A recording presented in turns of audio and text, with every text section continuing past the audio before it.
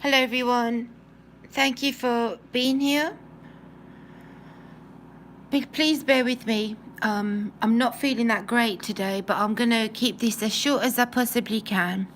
I think that what I have to share with you today is important, and yes, it's regarding the current situation between Russia and Ukraine, and there's some things I want to share with you, and I'm going to just leave it up to you to decide and to prayerfully just to be watchful, mindful of how things develop over the next coming hours, days, weeks.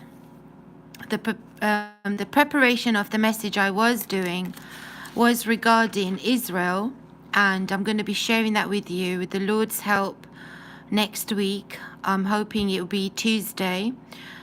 The focus is obviously Jerusalem, Israel, and what the political situation is regarding the state of Israel with the surrounding nations and with Ukraine and with Russia, and it's a lot of information.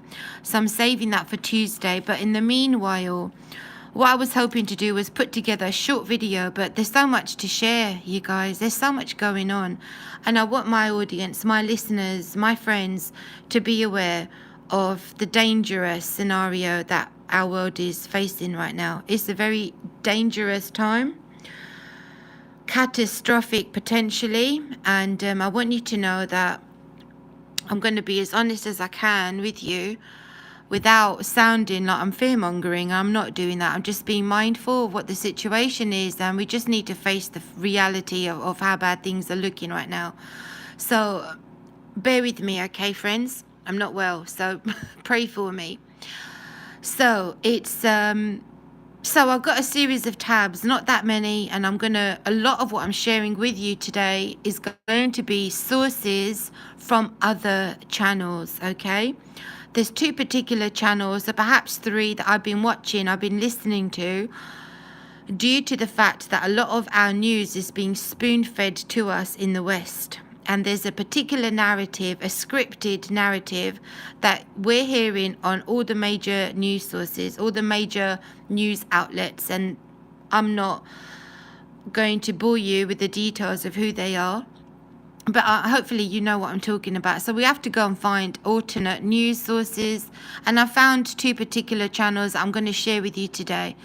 So if we type in NATO, US, Russia, what's the latest news right now?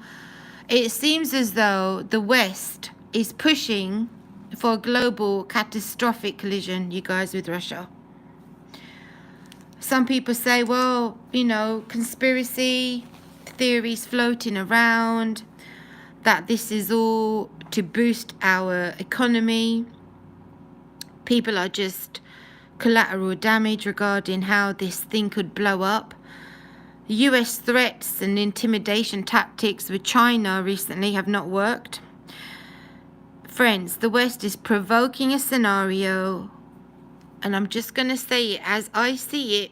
I believe the West, US, UK, NATO, United Nations are provoking a scenario with Russia where a chemical weapons situation triggers NATO intervention. I wrote this down to keep it simple for myself. And you know what that's going to result in? It's going to result in a global war. I'm going to continue with what I'm going to share. Opinion. US will fire only if Russia attacks a NATO ally. And that is telling me that this is what they're looking for. They're looking for a provocation by some measure that causes Russia to retaliate. Because like I said in my initial video a week ago or so, about this whole narrative that is being spun, and so many in the West, even Christian leaders, and unfortunately are taking the bait. This brainwashing, this indoctrination, this one-sided scenario about this Russian aggression, Russian invasion. And there's no wise judgment. Wise judgment is thrown out the window. And again, people who are suffering on the ground are just collateral damage. Because the greater picture is that right now we are not looking good, friends. We are looking like the problem. The West, the UK, the US, NATO, United Nations, not looking good. So you read this scenario, again, the script. Biden calls Putin a war criminal. NATO chief demands Russia stop the war. NATO's response to Russia's invasion of Ukraine. Ukraine war may lead to rethinking of US defense of Europe. NATO will act if Russia hits alliance, US says. That's the script. And that is what this is leading to. A confliction between superpowers, friends.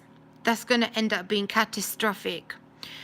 Top stories regarding China and Taiwan, which is, I believe, we're headed there, the USA in particular, with their interests in Taiwan.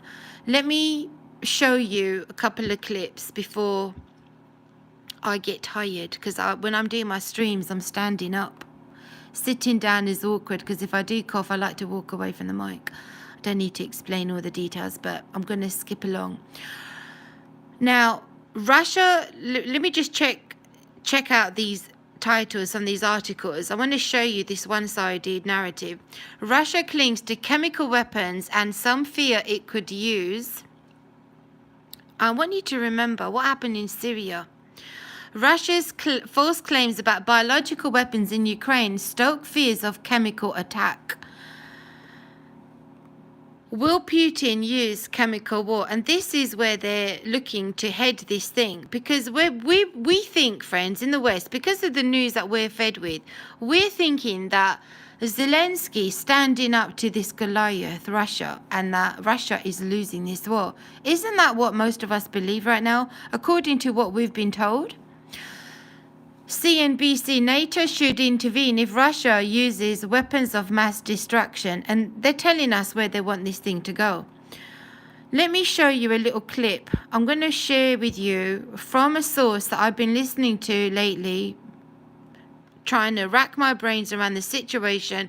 Who is false news? Who's telling us the real deal? What's going on? Can we have an intellectual, sensible discussion on the matter? And I found this channel to be one of those sources, the Duran. I'm going to play this entire clip, to be honest. It's 16 minutes, and it was regarding the recent meeting between the USA and China. This was 3 days ago. Listen to this sensible analysis. And I'm hoping that you appreciate what these gentlemen have to say. Italy, between the United States and China, and it didn't turn out too well. The readout actually from, I think it was the United States, was really, really short, which shows that not much was done. But I think this meeting clocked in at, what was it, like 7 hours, 6-7 hours, and no headway was made. The excuse that the U.S. gave for this meeting was this weapons story, which I think is BS. Russia made a request to China to get weapons, and Sullivan is sitting down with the Chinese to warn them. Anyway, I think it's BS, but it's a cover for other diplomatic goals that Sullivan wants to accomplish. Anyway, what was your readout of this meeting? I think you're exactly correct. Now, this meeting was supposed to be, the way it was set up was that it was supposed to be a follow-on to the summit meeting between Biden and Xi, the virtual summit meeting that happened before the start of the year, last year. So this is supposed to be a meeting of the two national security advisors of the two presidents, Yang Jiechi, who's Xi Jinping's national security advisor, and Jake Sullivan, who's of course Joe Biden's. In practice and in fact, it was really another attempt by the US to put pressure on China to try to get the Chinese to basically pull the rug from under the Russians in Ukraine. And it failed completely. And now I'm going to quote directly from the Chinese media. And it said, and this is from an article in Global Times, and it says, although the Ukraine issue was a priority for the US during Tuesday's meeting to pressurize China to take a stand, it seems that the attempt has been unsuccessful.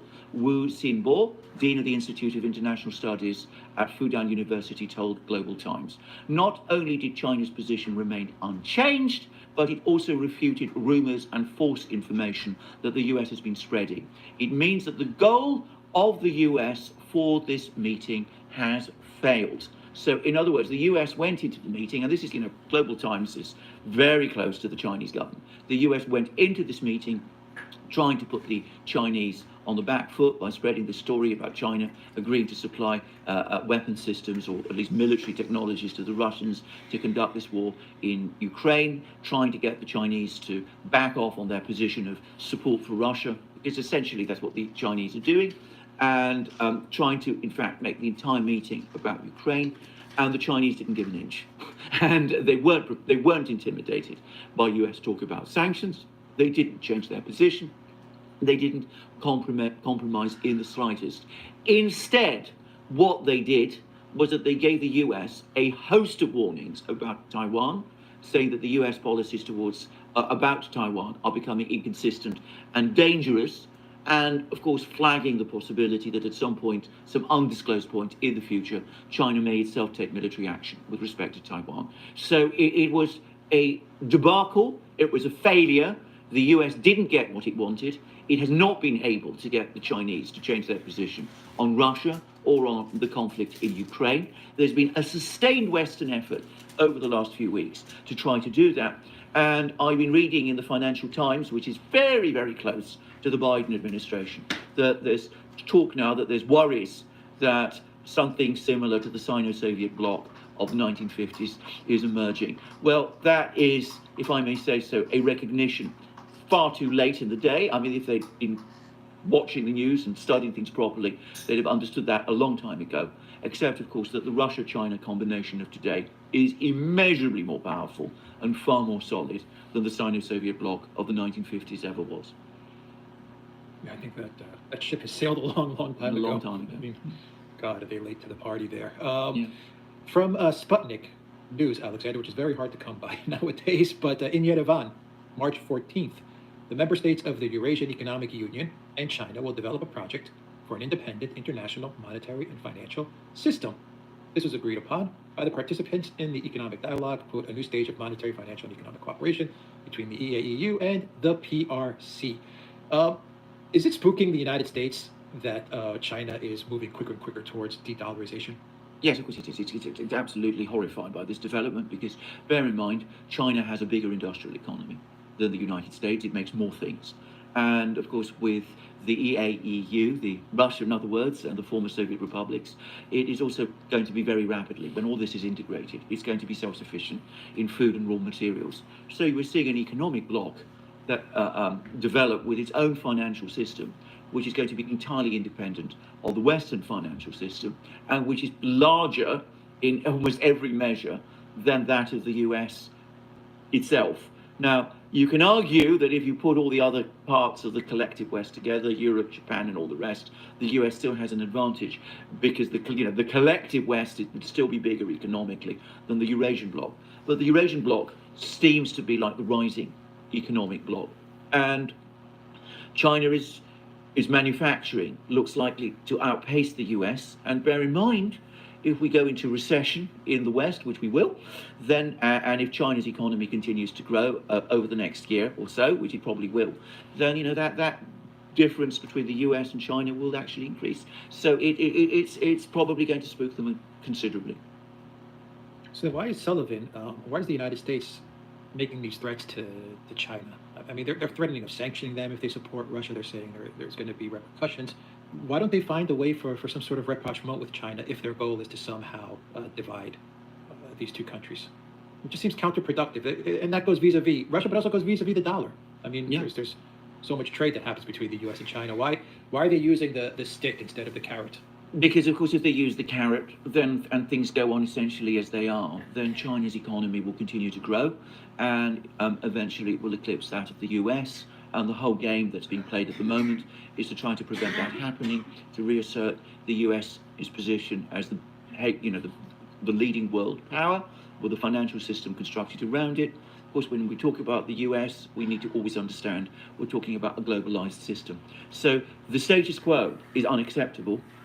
So they can't do the realist thing that you said, because that would mean accepting a status quo, which would eventually mean that the aggregate power of the Chinese economy and the Chinese system overtakes them.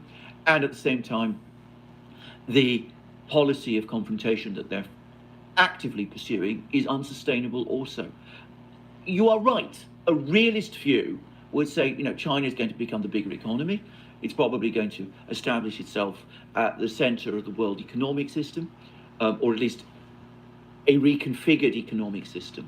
But it would also say the United States will remain immensely powerful, enormously rich. Its standard of living will continue to be much greater than that of China.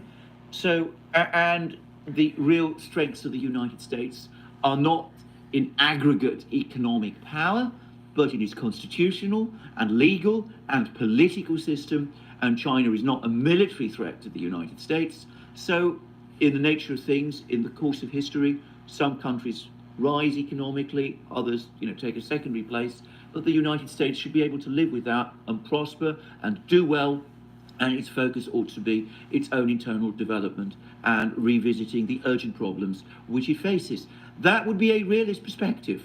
That's the kind of perspective, however, that ideologues like Sullivan and people like that would call Trumpian, and they reject it because from their point of view, the United States has to be the leading power, because if it's not, then it loses its purpose being to promote globalization. Right. Because the stick doesn't seem to be working too well either. No. Because when you look at the Chinese readouts, the Chinese don't reply too kindly to the threats. Do you want me to continue with the rest of the clip? I can continue with it. It's only, 5 minutes left.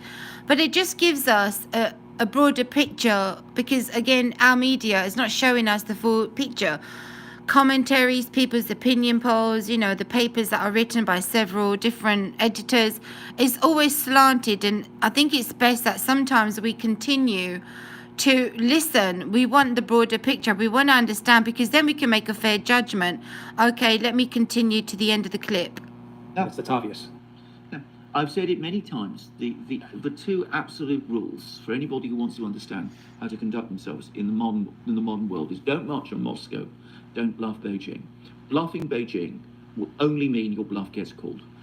Sullivan, of course, doesn't see that. All right. Will China and India find a way to work together so that you can include India into this power structure? I think you will, and obviously India and China have had very tense relations, going all the way back to the 60s. They've had good moments and bad moments and all kinds of things. But I think that the Indian government has seen the Biden administration, doesn't like what it sees, has seen the atmosphere, this very heavy and fevered atmosphere that's gripped the West over these last few weeks. It doesn't like what it sees either. It also saw the catastrophic pullout by the US from Afghanistan, and I think that they're revisiting their decisions, their policies. And there was, completely unreported in the Western media, a very successful meeting between the Chinese and the Indians a couple of days ago, in which they came to all kinds of agreements about de-escalating the tensions on their border. So, and remember, China is India's biggest trading partner. So it's highly likely, I think, that eventually these two big powers will come to terms with Russia, with which each has good relations, becoming possibly the bridge that will bring them together. Right. Okay. So we'll leave it there. This whole weapons request from Russia, from Russia to China. This whole weapons thing is. We shouldn't pay too much attention to that. I don't think we should pay any attention to it. I'm going to say straightforwardly, I don't think it's true. I mean, I really don't think it's true.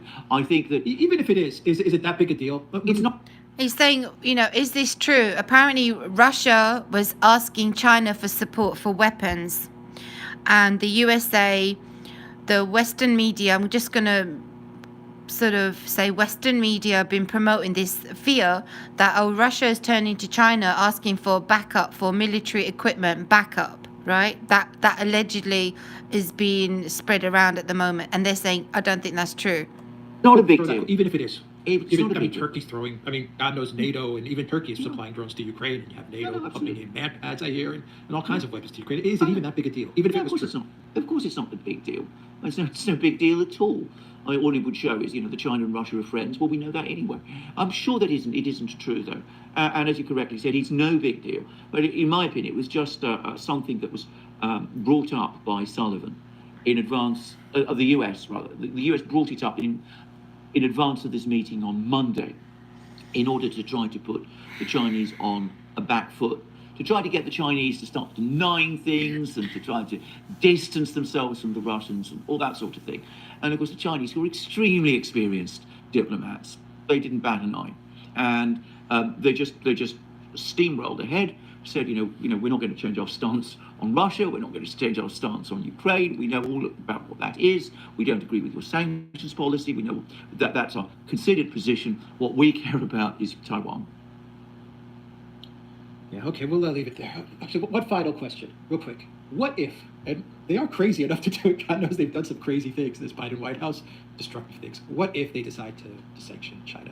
Well, you'd be looking like they're threatening to do, like they are threatening to do. You're not looking at 12% inflation, you're looking at 20% inflation or 25% inflation. That's the reality. That's what they would do.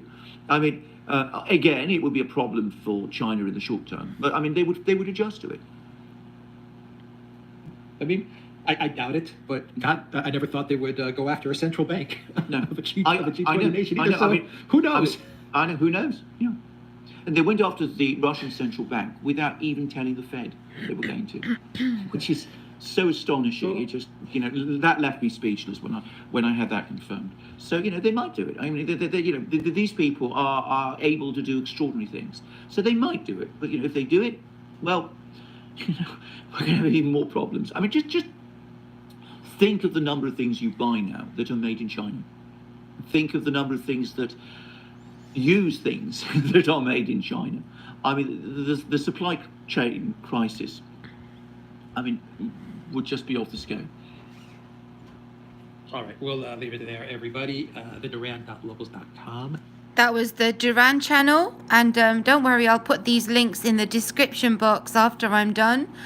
Some of you may have heard of, let me see if I got the right article, Michael Savage. So recently, Michael Savage, if I can put that a little larger, another news source that I guess you can check out. He can be considered as really crazy, he's really loud, but he speaks straight. If you want the news straight and you want to just hear it from the horse's mouth, he gives you the straight information. Michael Savage condemns Ukrainian President Zelensky as a puppet of George Soros, and other people have been saying this, but it's very hard to come by this information to connect the dots. So apparently this person, Zelensky, has been installed for a specific agenda, friends. And there are videos floating around on YouTube of what Zelensky was like before he became this president, this little David amongst the Goliath right now in the Ukraine. No political background, nothing of any interest in the political arena, but suddenly now he's leading a nation and we are classifying him as a hero, possibly a Nobel Prize winner. Ludicrous, insanity. I'm going to play this clip, which is on this website here, just to listen to what Michael Savage has to say. It's 4 minutes. Michael, we are... Okay, let me go back. That wasn't to enlarge the screen. Did that enlarge it? Michael Savage has his own channel. You can go and find it on his channel, Michael Savage. I wanted to get it larger. There you go. It's the right button. Here we go. Michael, we are 24 hours into this war now. I want to get your general thoughts on where things stand and Biden's weakness. But I'm curious, what are your thoughts so far in terms of, Russian opposition? Obviously, we know that there are demonstrations going on right now in Moscow, reports of over 1,700 there. Are people supporting Putin in this invasion? I'm not in Russia, so I can't comment, but I will say this. It's difficult to explain what is happening in that area without spending about an hour on it. And if I do so, I will sound like an apologist for Putin. And I think people need to understand the history of the region, which goes back at least 1,000 years. And this conflict did not begin 8 years ago. It did not begin 80 years ago. It began 1,000 years ago. And I'm gonna spend an hour on this tomorrow on my podcast, but for tonight, which is a news cycle, I would just like to say we need to understand who Zelensky is. He is a puppet of George Soros. We have to understand the mindset of Putin, who is a dictator and a tyrant, but how Zelensky challenged and provoked him for years now, ever since he was installed by Soros, provoked the Russian bear by sticking him over and over again. Just 2 weeks ago, he said, we're going to buy nuclear weapons. We're going to fight Putin. And a State Department official in this country said, if Putin invades, he'll go home with body bags. This is not diplomacy. Now, both the Ukrainian people and the Russian people have suffered throughout the centuries. We must emphasize They have both suffered throughout the centuries. But we must also remember that the Ukrainians had Nazi divisions in World War II, and the Russians never had Nazi divisions in World War II. People don't know this, but I am ancestrally from Belarus, which was really part of Ukraine in World War II. All my ancestors, 1 million Jews were killed by the Nazis in World War II, and they actually saw the Soviets as their saviors. Now, once the Soviets came in, it was not a picnic either. They also did horrible things. But there were Nazis in Ukrainian divisions, and there still are Ukrainian Nazis. So when we hear Putin say, I want to take the Nazis out, for the last 8 years, there have been Ukrainian Nazis fighting the Russians. It's like World War II all over for them. So they never forget this. Well, Dr. Michael Savage, the Russians have a very long history in their mind. So Americans, I want to say this, like the underdog, whether it's in a sporting match or in a thing like this, they like the underdog. So it's natural for them to sympathize with little Zelensky. But he is a terrible man who has made a fortune in these few years he's been installed by Soros. So it's not as simple as little guy faces big guy. Again, we have to understand. Can I read one last quote of Putin before you throw me off? It's so important that I read. Yes, I have time? Go ahead. Okay. Go ahead.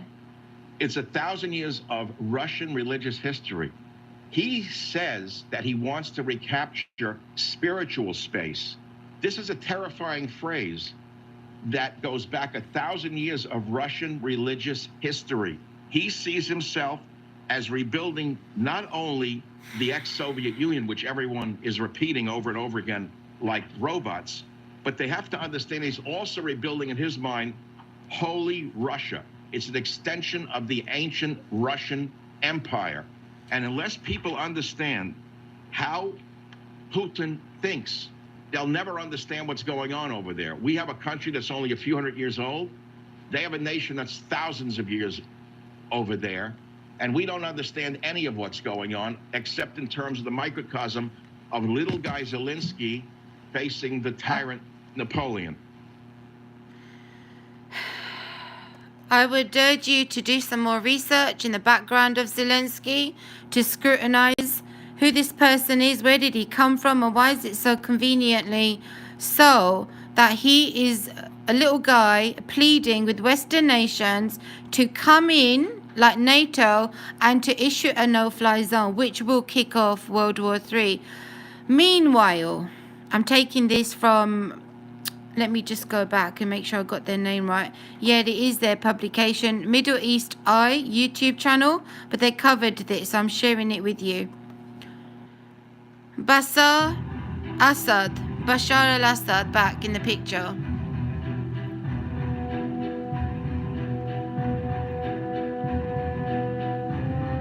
This was today or yesterday.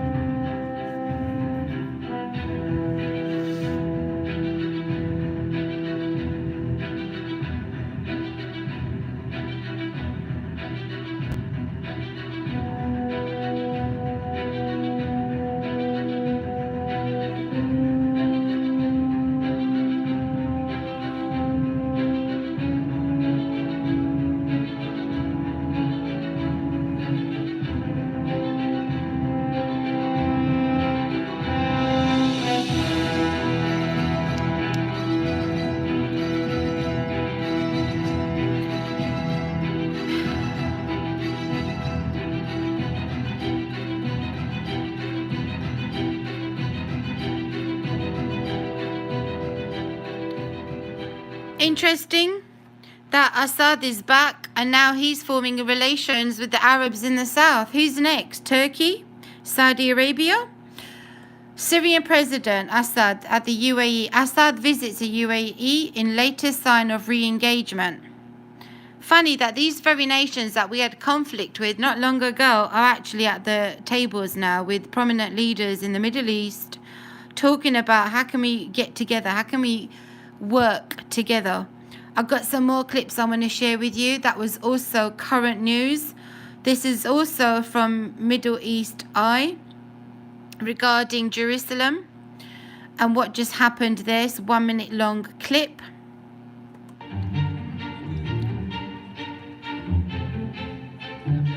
Who controls the Temple Mount, friends? Who controls it?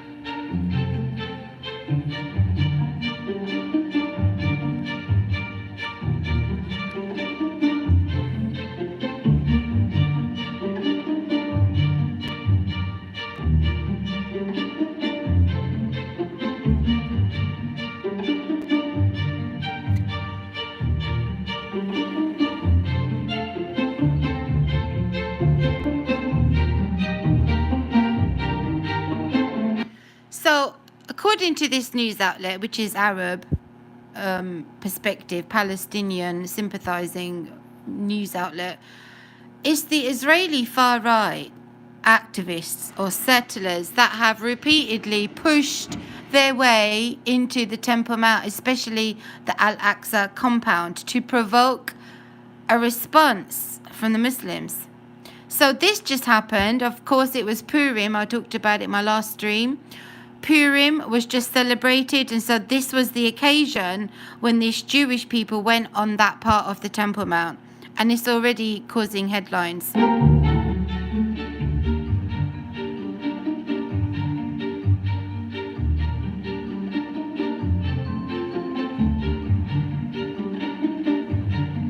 Bars, non-Muslim prayer.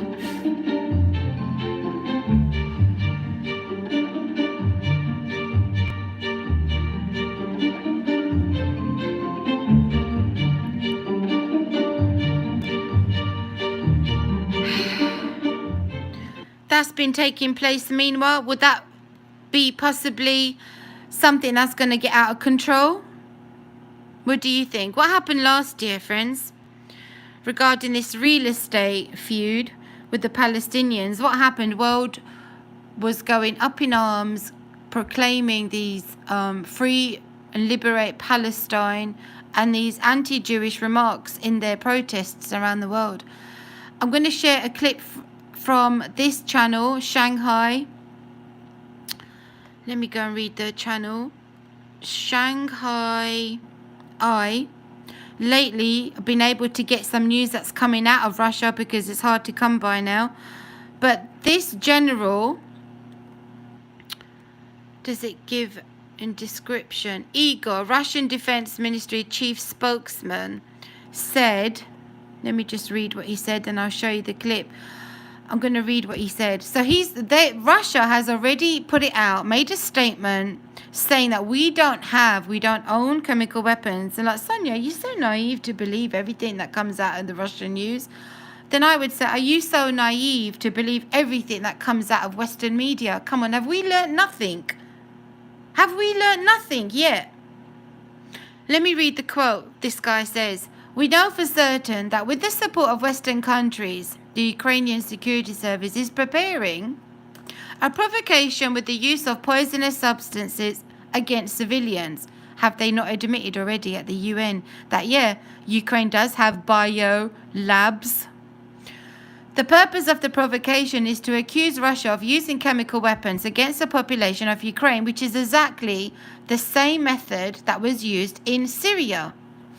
I want to officially state that the Russian armed forces involved in the special military operation do not and cannot have chemical munitions.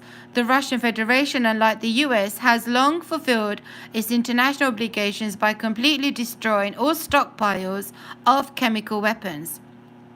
I'd like to add that among the combat documentation captured by us in the 4th Brigade of the Ukrainian National Guard, there was a detailed map of the Ukrainian territory showing objects and types of stored poisonous substances. Therefore, any attempt of provocation by the SBU with the use of poisonous substances will inevitably be revealed. Let me play the clip now that I read it. So they put this statement out, and what was the day they put this out? 2 days ago, 3 days ago. I might have to slow it down so you can read the captions under the bottom. Давно выполнила взять на себя международные обязательства, полностью уничтожив все запасы химического оружия. Добавлю, что среди захваченных нами в 4-й бригаде Украинской национальной гвардии боевой документации имеется подробная карта территории Украины с нанесенными на ней объектами и типами хранящихся ядовитых веществ. Поэтому любая попытка провокации СБУ с использованием отравляющих веществ неминуемо будет раскрыта. Statement issued. So they're almost expecting something to kick off now. Same thing that happened with Syria, friends. Another video I want us to check out. It's 8 minutes long, and his name is Gonzalo Lira, and I've been looking into this recent footage, the recent videos. I didn't want to share them right now because it'd be upsetting. The recent footage that's coming out of Ukraine regarding this hospital bombing by Russia. I want you to go back now, look at those clips, look at the footage, and you tell me, is that really a bombing? Or is that another staged event? Who to believe?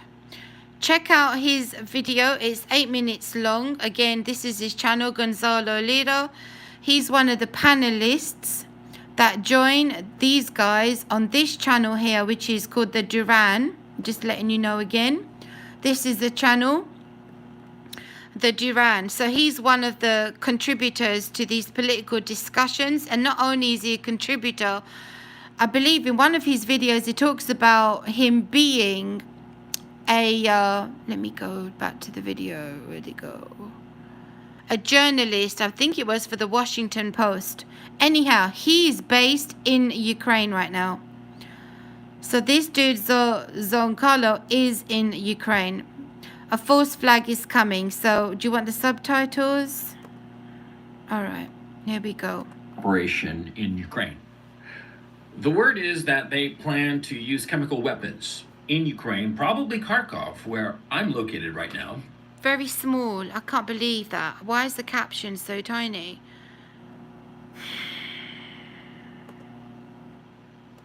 It shouldn't be the case. All right, I'm removing the captions. Start again.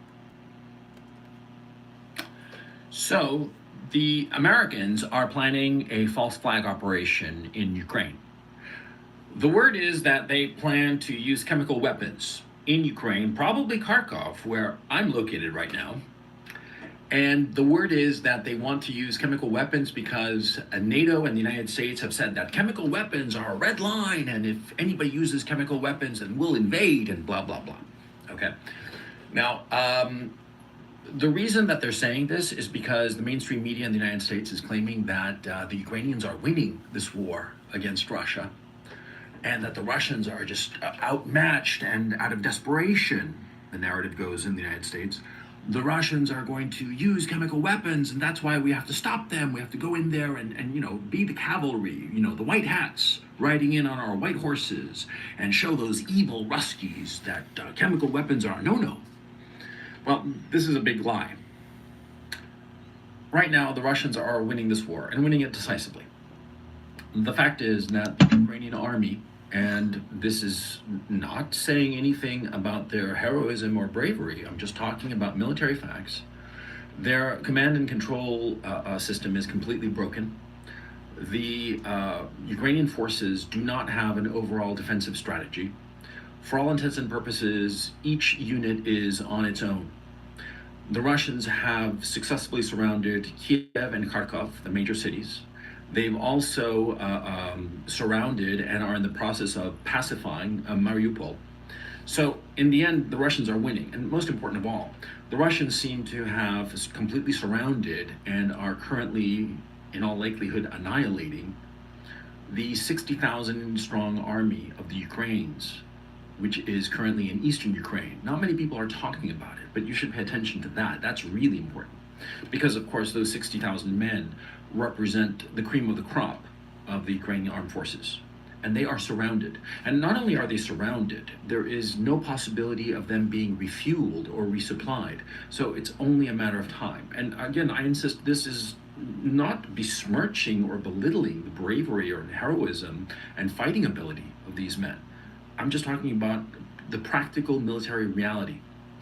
The Russians at this stage of the war are essentially have surrounded all of their principal targets, and they are slowly putting in the pieces to either overwhelm them, overrun them, or annihilate them.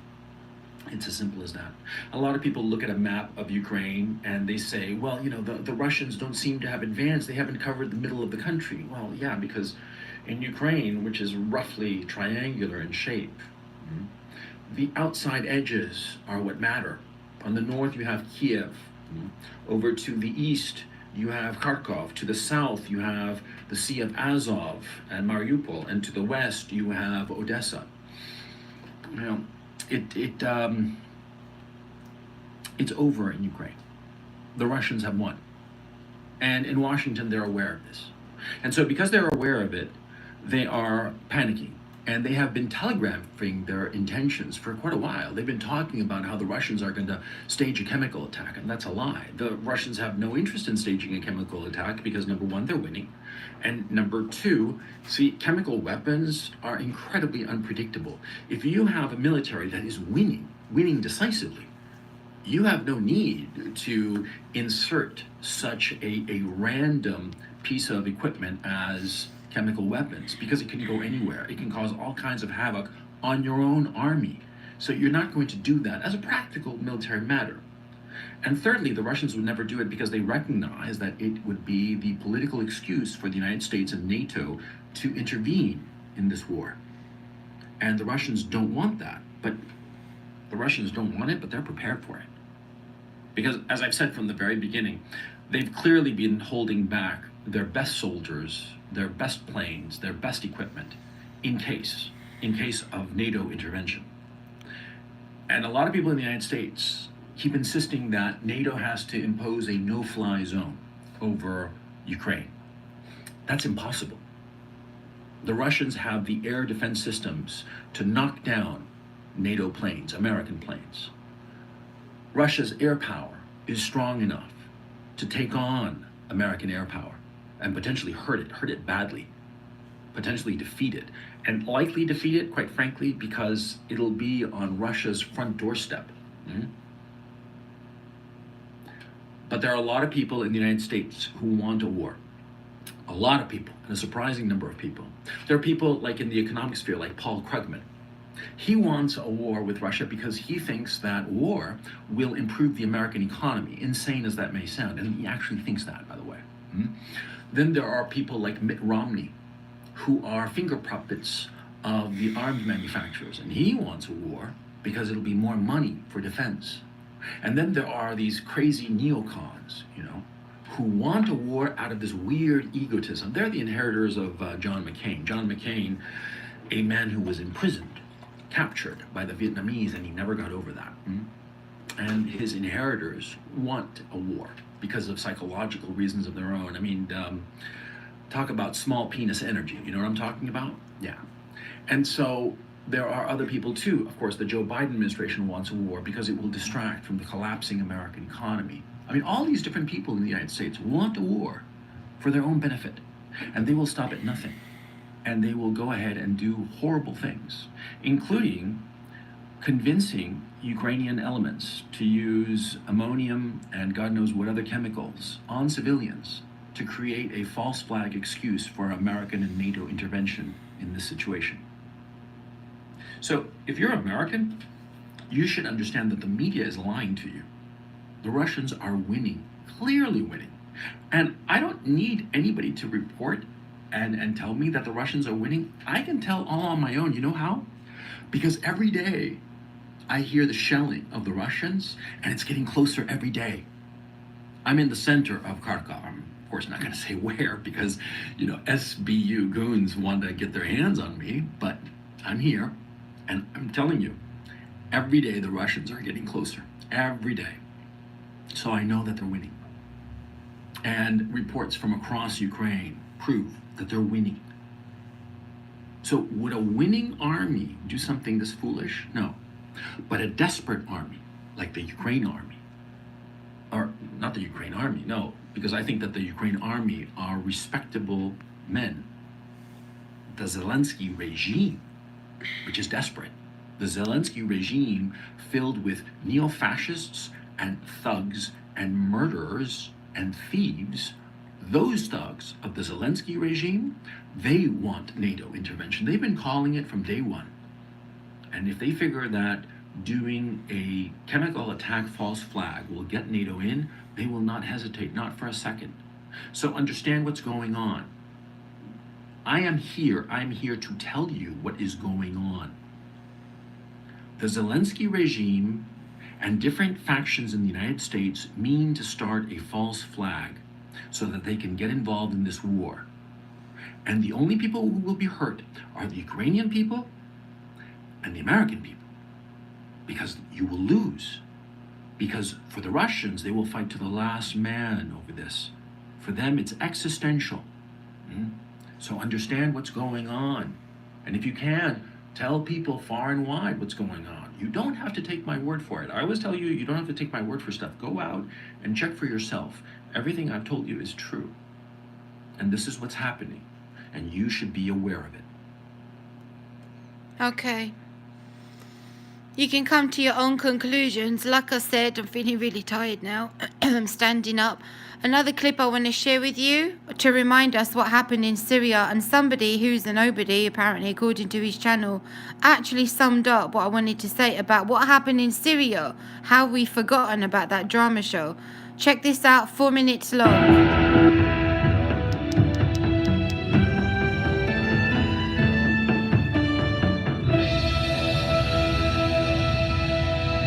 I'm sharing all this with you, friends, because I believe if it gets really out of control and it goes down like really bad, in a bad way, if the Zelensky regime does provoke a reaction from NATO, who would go in to do something bizarre, something really stupid, really crazy, then from that moment onward, it could go down really quickly. So I want to share this information with my audience, my listeners, so we are aware. We got all the angles. We're looking at it from all different perspectives, and so we can make our own conclusions. And also being mindful that, remember, I've been saying for a long time that something will happen to us in the West. When people ask me, where's America and Bible prophecy? I'm like, it's just not there. Why is that? There is a shift taking place, a massive geopolitical shift in our world today, and we're seeing it form. Now, in order for the beast to rise up out of the sea, do you think America, these NATO powers, this Western sort of alliance that is in our world today, are just going to sit back and just let the beast rise up? Something is going to happen, friends. And I believe this is the beginning. This is like a precursor event until that time comes. So just be prepared, friends. It could go wrong really badly. But remember what happened in Syria. Same crap. Tony Cartolucci's Land Destroyer report was the first to report on the database hacking of defense contractor giant Britain, linking Barack Obama to a proposed false flag chemical weapons attack in Syria. The plan consisted of launching a chemical weapon against Syrian civilians and then blaming Syrian President Bashar Assad, and using Russia as a scapegoat for the delivery of the device. This would then lead to a call for NATO, with Obama at the helm, no doubt, to topple Assad, virtually a repeat performance of Obama and NATO's illegal war in Libya. Among the hacked Britain documents were copies of passports of the mercenaries who planned on carrying out the attack, but the key document is an email between Britain director David Goulding and the company's founder, Philip Doherty. Quote, "Phil, we've got a new offer. It's about Syria again. Qataris propose an attractive deal and swear that the idea is approved by Washington. We'll have to deliver a CW to Homs, a Soviet-origin G-shell from Libya similar to those that Assad should have. They want us to deploy our Ukrainian personnel that should speak Russian and make a video record. Frankly, I don't think it's a good idea, but the sums proposed are enormous. Your opinion? Kind regards, David." It looks as if it was decided that a pseudo, that is fake, false flag chemical attack was actually carried out. Lo and behold, the Obama administration leaked a so-called secret cable to Foreign Policy magazine on January 15th, supposedly proving that Bashar Assad used a chemical weapon in the exact city, Homs, named in the hacked email. The foreign policy article states that the Obama administration is fairly sure a chemical weapons attack took place. Quote, an Obama administration official who reviewed the document, which was classified at the secret level, detailed its contents to the cable. We can't definitely say 100%, but Syrian contacts made a compelling case that Agent 15 was used in Homs on December 23rd, the official said. The foreign policy article states that the doctors who supposedly treated the victims, the 5 deceased and dozen who were sickened, took an extensive amount of bodily samples for evidence. Quote, the doctors at the scene said they were not able to pinpoint the poison because they lacked the advanced laboratory equipment needed. They took blood, hair, saliva, and urine samples, but those samples are no longer viable for testing because too much time has passed, they said. The attack is stated to have taken place on December 23rd, Doesn't sound truthful, does it? 23 days later, on January 15th, the foreign policy article was written. Anyone who has even a modicum of forensic knowledge knows that blood will retain traces of poison for months, and hair, when poison is ingested through the lungs, absorbed through the bloodstream, then passed into the hair, will retain the poison for literally years. So the, quote, samples are no longer viable for testing, unquote, statement is ludicrous. The so-called civil war in Syria, the alleged chemical attack, is nothing more than a globalist push led by Barack Obama, using Al-Qaeda and Muslim Brotherhood-linked terrorists posing as Syrian rebels, so that Obama and NATO's illegal war in Libya can have a repeat performance in Syria. Before NATO, with Obama at the helm leading the charge of the Light Brigade into Syria occurs, let a forensic lab in the United States analyze the body samples from the chemical weapon victims to see if in fact there was a chemical attack. But we doubt any samples were taken because the chemical attack was a sham in order to justify a US-NATO invasion of Syria. America, if Obama was involved in this, impeachment would be only the beginning. So that's a sad, sorry state of affairs that took place in Syria. Recently, when I heard about these chemical weapons, this Biolab news coming out that Russia had found a biolab in Ukraine, and they went to the Security Council, United Nations, try to raise it, flag it up as a media concern, a security concern. All the nations that were present at the UN just mocked it and said this is typical Russian conspiracy. And my immediate thought went back to, well, what happened in Syria? And soon after that, Libya. It's like a cycle, friends. You know what I'm saying? Let me read a little bit about that. Khan Sokun chemical attack. The Khan Sokun chemical attack took place 4th of April 2017. The town was reported to have been struck by an airstrike by government forces. This is all allegedly, reportedly, apparently. By government forces, followed by massive civilian chemical poisoning. The release of a toxic gas, which included sarin or similar substance, killed at least 89 people, injured more than 500. The attack was the deadliest use of chemical weapons in the Syrian civil war since the Ghouta chemical attack in 2013. The governments of the US, United Kingdom, Turkey, Saudi Arabia, France, and Israel, as well as Human Rights Watch, attributed the attack to the forces of Syrian President Bashar al-Assad. The Syrian government said the attack was a fabrication. The Russian government claimed that the incident was staged.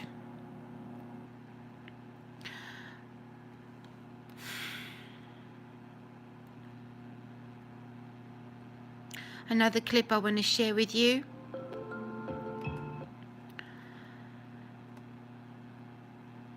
BBC producer drops bombshell by saying footage of the 2018 Duma chemical attack was staged. So he was a BBC producer.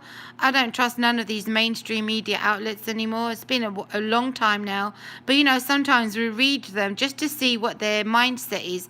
How are they going to swing this event? You read it. Check this out.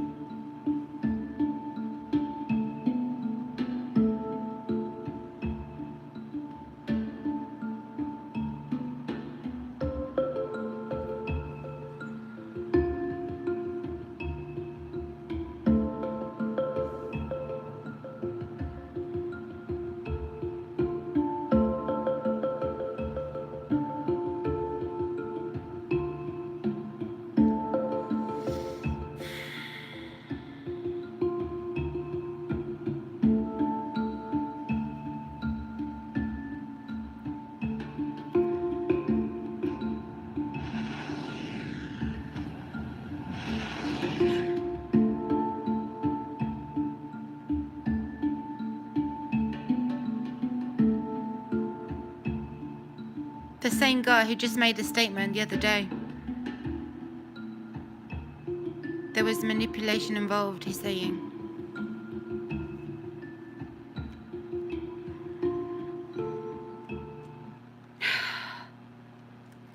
So I'm saying, if anything like this happens, and we read it on our news, the media, the news channels are covering it, then no, it's happened before. Do you understand what I'm saying, friends?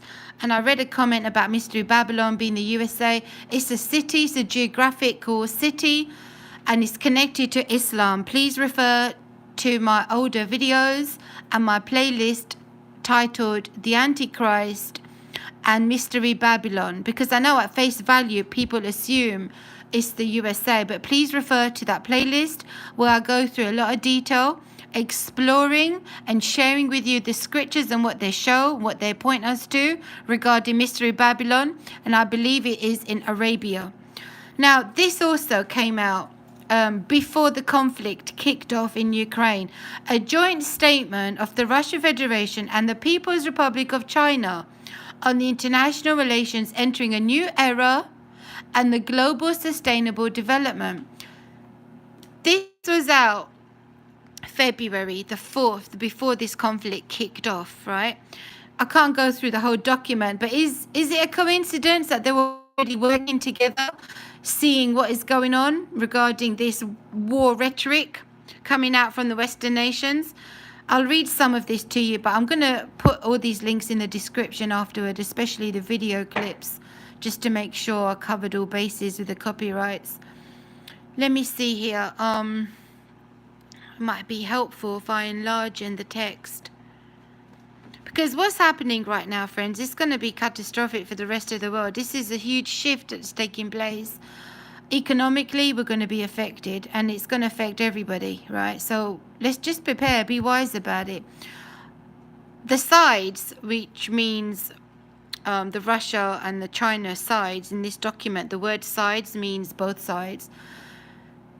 The sides call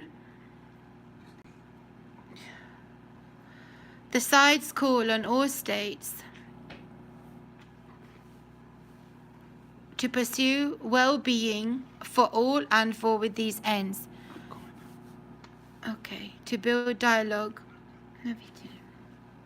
My husband's just leaving for the day. I'm not well, so I can't join him. It's our my father-in-law's birthday gathering today. Anyway, so where was I? To build dialogue and mistrust. So check out this document. So this is an agreement and understanding, like it says, strengthen mutual understanding between China and Russia. This is a pact they already made on the 4th of February. Champion such universal human values as peace, development, equality, justice, democracy, long words. The sides share the understanding that democracy is a universal human value rather than the privilege of a limited number of states, and that its promotion and protection is a common responsibility of the entire world community. The sides believe that democracy is a means of citizens' participation in government of their country with the view to improving the well-being of population and implementing the principle of popular government. Anyway. The sides note that Russia and China, as world powers with rich cultural historical heritage, have long-standing... So what have we done? We've instigated this mess, and we just pushed these nations into the arms of one another. Right? That's what's happened. Aside to many other things, obviously. Russia and China guarantee their people the right to take part through various means and in various forms in the administration of the state and public life in accordance with the law. The sides know, and this is directed particularly at the USA and the UK and NATO, the sides note that democratic principles are implemented at the global level as well as in administration of state. Certain states' attempts to impose their democratic standards on other countries to monopolize the right to assess the level of compliance with democratic criteria to draw dividing lines based on the grounds of ideology, including by establishing exclusive blocs and alliances of convenience, prove to be nothing but flouting of democracy and go against the spirit and true values of democracy. Such attempts at hegemony pose serious threat to global regional peace and stability and undermine the stability of the world power. We're basically looking at the bad guys in this document. Meanwhile, Boris Johnson. This is from Political EU website, and I'll enlarge the text. The British Prime Minister's trip to the country was about pleasure as well as business. Herein enters the harlot. I put that out there, my messages, my playlist. Please check it, review the content. If you're new to my channel, and especially if you've not even considered it as a possibility that the harlot, Babylon the Great, could even come out of Arabia, please consider what I have to say before you offer your opinion on it. I think it's worth your time. One is a former journalist leading a liberal democracy. The other is an authoritarian crown prince of an oppressive state that executes people and has zero tolerance for freedom of speech. Yet there's a bizarre bromance going on between Boris Johnson. Why is it that despite the oppressive manner in which Saudi Arabia functions as an authoritarian or Sharia-based monarchy, why is it that they're still having meetings with leaders of liberal democratic nations, friends? Why does nobody call a spade when it comes to Saudi Arabia? No one says anything, right? They turn the other way. This week, Johnson headed to Saudi Arabia to beg the Gulf state to pump more oil in a bid to plug the looming gap caused by a Western reduction in Russian fuel imports. Sometimes I think this is all pre-planned, orchestrated, like a long time ago. Sometimes I wonder, this position on Russia and Ukraine has not been well thought through because of the consequences caused by Western reduction in Russian fuel imports, it's by the sanctions. London, Washington, and the EU all announced plans to reduce imports of Russian energy to pile pressure on Putin after his invasion of Ukraine. But for Johnson, dealing with the Crown Prince might be more pleasure than business. The chemistry between them just works. Makes me feel sick. The two leaders have a good laugh when chatting like each other. They like each other a lot. It's nothing more than that. There's nothing magical. They just seem to hit it off.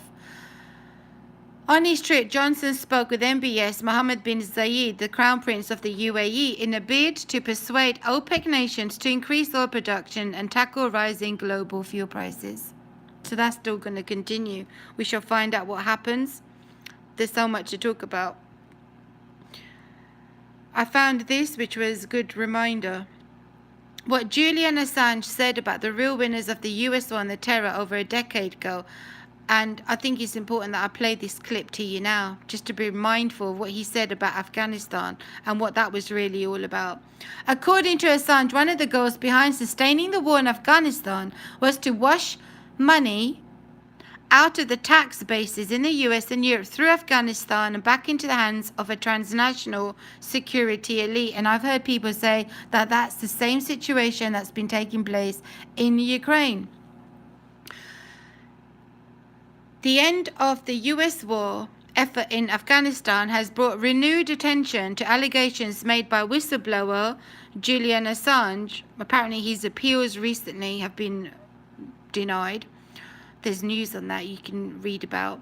Over a decade ago, in regards to the role of the military-industrial complex in America's forever war, a persistent question about America's swift and arguably humiliating retreat from Afghanistan is a consideration of what exactly went wrong.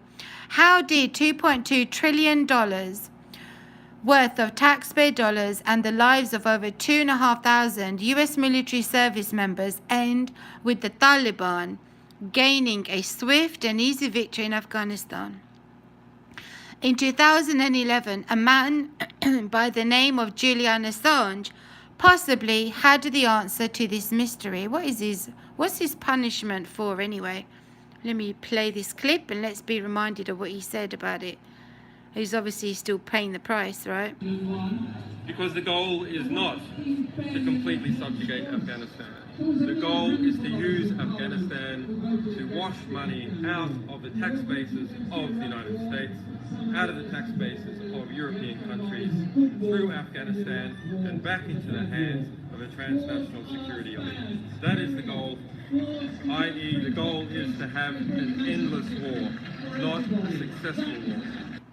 And so what I was reminded of, well, if they did that not long ago, just a year ago, friends, in Afghanistan, and guess what? Now we've got a situation in Ukraine. So soon after that conflict. And also, have you noticed about the pandemic? The numbers, the rhetoric, people relaxing on those lockdowns and the whole situation. I just... How can we think we can trust any media outlet nowadays? Anything that's affiliated with the government, and mind you, we blocked Russian news because of the allegations is government funded. Well, have we taken a look to consider all the government funded, government interest behind the major news outlets in our countries? Julian Assange speaking in 2011, the goal is, this is what he said if you didn't hear it, the goal is to use Afghanistan to wash money out of the tax bases of the US and Europe through Afghanistan and back into the hands of a transnational security elite. The goal is an endless war, not a successful war. And this is what's happening in the Ukraine. This is what I believe. This document, Ukraine International Money Laundering and the Investigation of Organized Crime. This paper was written in 2001.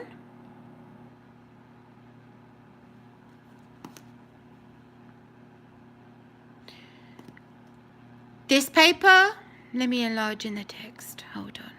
I'm coming to the end. I don't think I can. Oh, okay.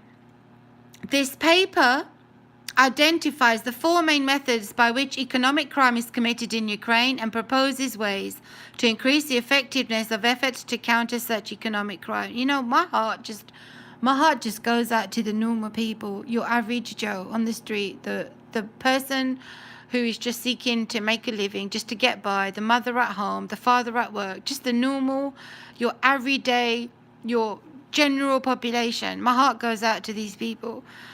You know, human value, the life of humans in our world today is so cheap. We're such a commodity now. It's so sad. It's sickening to me. Let me continue to read a little bit of this so you understand what this document was already highlighting.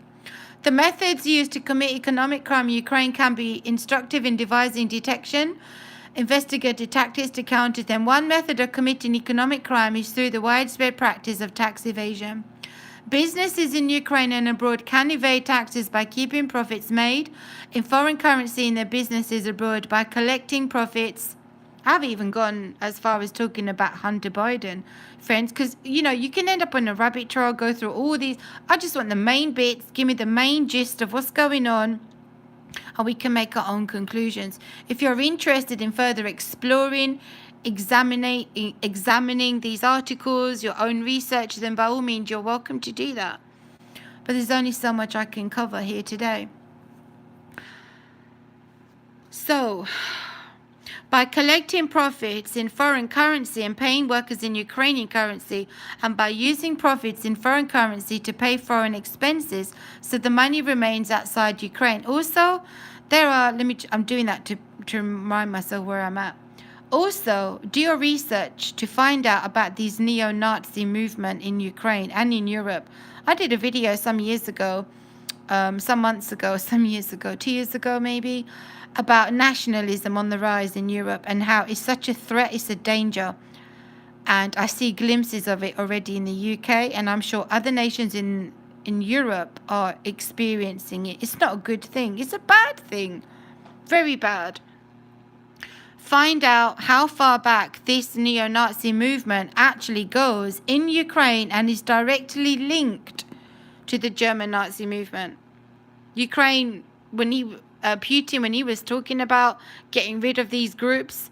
I think I understand now what he was talking about.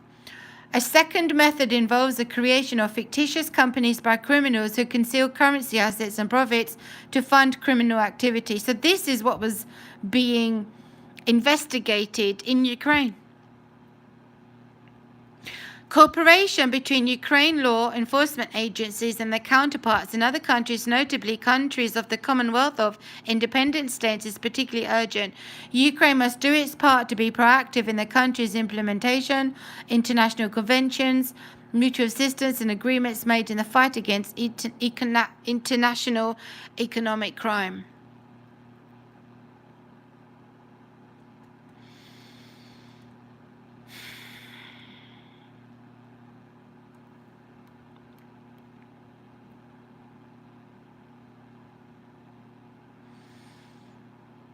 I'm just checking, did I cover everything I wanted to share with you?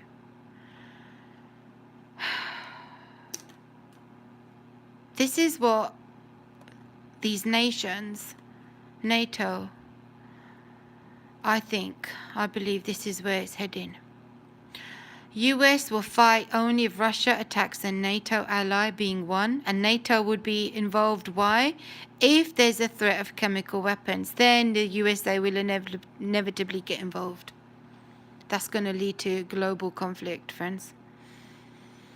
I hope I'm wrong. I'm going to leave you with the words of our Lord Jesus, because I don't find no solace in anything else. I want us to be reminded of what the Lord says. And if you're new here, I want you to know that most of my videos, most of my messages, I talk about what the Bible says about the end of times. I cover a lot of scripture in my videos. Today was more of a prophecy update, a news update, particularly with the situation regarding Russia and Ukraine. But please go back and check my other messages. I pray that you will find them informative, edifying, encouraging. I'm going to end with this beautiful scripture from the Gospel of Matthew, chapter 24. So we are reminded and grounded in faith, and to not be fearful. But let's not be gullible also, friends. Don't be gullible. Don't just be spoon-fed everything the Western media is telling us right now. Friends, I don't trust them. I don't trust them one bit. May the Lord help us in these days ahead. I love you. I'll be back again soon. Gospel of Matthew, chapter 24. Then Jesus went out and departed from the temple, and his disciples came up to show him the buildings of the temple. Do you not see all these things? Assuredly I say to you, not one stone shall be left here upon another that shall not be thrown down. Now as he sat on the Mount of Olives, the disciples came to him privately. Tell us, when will these things be? And what will be the sign of your coming and of the end of the age? Take heed that no one deceives you. For many will come in my name, saying, I am the Christ, and will deceive many. And you will hear of wars and rumors of wars. See that you are not troubled, for all these things must come to pass. But the end is not yet. For nation will rise against nation, and kingdom against kingdom, and there will be famines, pestilences, and earthquakes in various places. All these are the beginning of sorrows. Then they will deliver you up to tribulation and kill you, and you will be hated by all nations for my name's sake. And then many will be offended, will betray one another, and will hate one another. Then many false prophets will rise up and deceive many. And because lawlessness will abound, the love of many will grow cold. But he who endures to the end shall be saved. And this gospel of the kingdom will be preached in all the world as a witness to all the nations, and then the end will come. Therefore, when you see the abomination of desolation spoken of by Daniel the prophet, standing in the holy place, whoever reads, let him understand. Then let those who are in Judea flee to the mountains. Let him who is on the housetop not go down to take anything out of his house, and let him who is in the field not go back to get his clothes.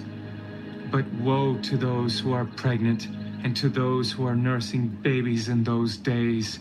And pray that your flight may not be in winter or on the Sabbath, for then there will be great tribulation, such as has not been since the beginning of the world until this time, no, nor ever shall be. And unless those days were shortened, no flesh would be saved. But for the elect's sake, those days will be shortened. Then if anyone says to you, "Look, here is the Christ," or "There," do not believe it. For false Christs and false prophets will rise and show great signs and wonders to deceive, if possible, even the elect. See, I have told you beforehand. Therefore, if they say to you, "Look, he is in the desert," do not go out. Or, "Look, he is in the inner rooms," do not believe it. For as the lightning comes from the east and flashes to the west, so also will the coming of the Son of Man be. For wherever the carcass is, there the eagles will be gathered together. Immediately after the tribulation of those days, the sun will be darkened, and the moon will not give its light. The stars will fall from heaven, and the powers of the heavens will be shaken. Then the sign of the Son of Man will appear in heaven, and then all the tribes of the earth will mourn, and they will see the Son of Man coming on the clouds of heaven with power and great glory. And he will send his angels with a great sound of a trumpet, and they will gather together his elect from the four winds, from one end of heaven to the other. Now learn this parable from the fig tree.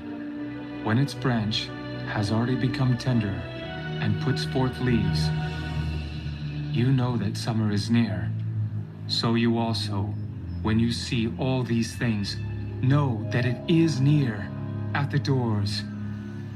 Assuredly, I say to you, this generation will by no means pass away till all these things take place. Heaven and earth will pass away, but my words will by no means pass away. But of that day and hour no one knows, not even the angels of heaven, but my Father only. But as the days of Noah were, so also will the coming of the Son of Man be. For as in the days before the flood, they were eating and drinking, marrying and giving in marriage, until the day that Noah entered the ark, and did not know until the flood came and took them all away. So also will the coming of the Son of Man be. Then 2 men will be in the field, one will be taken and the other left. 2 women will be grinding at the mill, one will be taken and the other left. Watch therefore, for you do not know what hour your Lord is coming. But know this, that if the master of the house had known what hour the thief would come, he would have watched and not allowed his house to be broken into. Therefore you also be ready, for the Son of Man is coming at an hour you do not expect. Who then is a faithful and wise servant, whom his master made ruler over his household to give them food in due season? Blessed is that servant whom his master, when he comes, will find so doing. Assuredly, I say to you that he will make him ruler over all his goods. But if that evil servant says in his heart, my master is delaying his coming, and begins to beat his fellow servants, and to eat and drink with the drunkards, the master of that servant will come on a day when he is not looking for him, and at an hour that he is not aware of, and will cut him in two and appoint him his portion with the hypocrites. There shall be weeping and gnashing of teeth.